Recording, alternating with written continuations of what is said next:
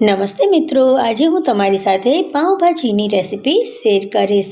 જો આ રેસીપી ગમે ને તો તમે મારી ચેનલને સબસ્ક્રાઈબ કરજો અને તમારા ફેમિલી અને ફ્રેન્ડ્સમાં તેને જરૂરથી શેર કરજો। તો પાઉંભાજી બનાવવા માટે ઘરમાં પડેલા કોઈ પણ શાકભાજીનો તમે ઉપયોગ કરી શકો છો। તો અહીંયા કુકરમાં મેં ઝડપથી બફાઈ જાય તે માટે સમારેલા બટાકા લીધા છે 1 વાટકો જેટલા, અને 1 વાટકો રીંગણા લીધા છે, તે પણ મેં સમારીને નાખ્યા છે। હવે 1 વાટકો મેં ફૂલકોબી લીધું છે, તેને મેં બોઇલ કરી અને લીધું છે, અને 1 કપ જેટલા ફ્રોઝન વટાણા લીધા છે। જો તમારી પાસે ફ્રેશ વટાણા હોય ને તો તેનો પણ ઉપયોગ કરી શકાય છે। હવે તેમાં 1 ગ્લાસ જેટલું પાણી નાખી અને કુકરને બંધ કરી દઈશું અને 2 વિસલ આવવા દઈશું। વધારે પડતું પાણી નાખવાનું નથી, ફક્ત 1 થી 1.5 ગ્લાસ જેટલું પાણી નાખશો, એ પાણીમાં જ આપણા શાકભાજી બફાઈ જશે। તો 2 વિસલ પછી અહીંયા આપણે જોઈએ કે બધા શાકભાજી સરસ રીતે બફાઈ ગયા છે। હવે આપણે તેને મેસરની મદદથી આ રીતે મેશ કરી લઈએ। પાઉંભાજી બનાવવા માટે માખણનો ઉપયોગ કરી શકાય છે, પણ અહીંયા મેં ઘીનો ઉપયોગ કર્યો છે। તો અહીંયા મેં થોડુંક ઘી લીધું છે અને સાથે સાથે તેમાં 4 થી 5 ચમચી જેટલું તેલ નાખ્યું છે।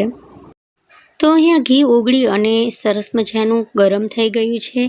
તો તેમાં 1 ચમચી આપણે આદુ અને લસણની પેસ્ટ નાખી દઈશું, તેને થોડીવાર માટે સોતે કરી લઈશું। હવે ઝીણી સમારેલી ડુંગળી નાખી દઈએ અને તેને પણ થોડીવાર માટે આપણે તેલમાં આ રીતે સોતે કરી લઈએ। ડુંગળી લાઇટ પિંક કલરની થઈ જાય ત્યાં સુધી આપણે તેને તેલમાં જ આ રીતે ચલાવીએ રાખવાનું છે। હવે આપણે તેમાં થોડાક ટમેટાં નાખી દઈએ અને તેને પણ પોચા થાય ત્યાં સુધી તેલમાં ચલાવતા રહીએ। ટમેટાં સરસ મજાના પોચા થઈ ગયા છે। હવે આપણે તેમાં મિક્સ કરેલા શાકભાજી નાખી દઈએ અને તેને પણ સરસ રીતે મિક્સ કરી લઈએ। અહીંયા ગેસની ફ્લેમ આપણે લો રાખીશું।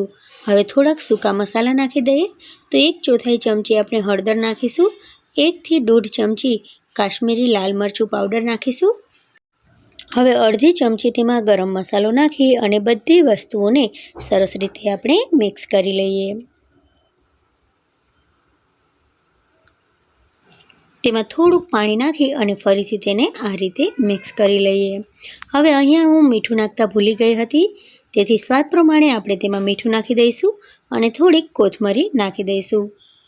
હવે મીઠું અને કોથમરીને પણ સરસ રીતે આપણે મસાલા સાથે મિક્સ કરી દઈએ અને થોડુંક તેમાં ફરીથી ઘી નાખી દઈએ। તો ઘીને બદલે તમે માખણનો પણ ઉપયોગ કરી શકો છો। ઘી નાખવાથી પાઉંભાજી એકદમ સ્વાદિષ્ટ બની અને તૈયાર થશે। તો આ રીતે ચલાવતા ચલાવતા 3 થી 4 મિનિટ થઈ ગઈ છે। હવે આપણે તેમાં લીંબુ નાખી દઈએ, ફરીથી તેને મિક્સ કરી લઈએ।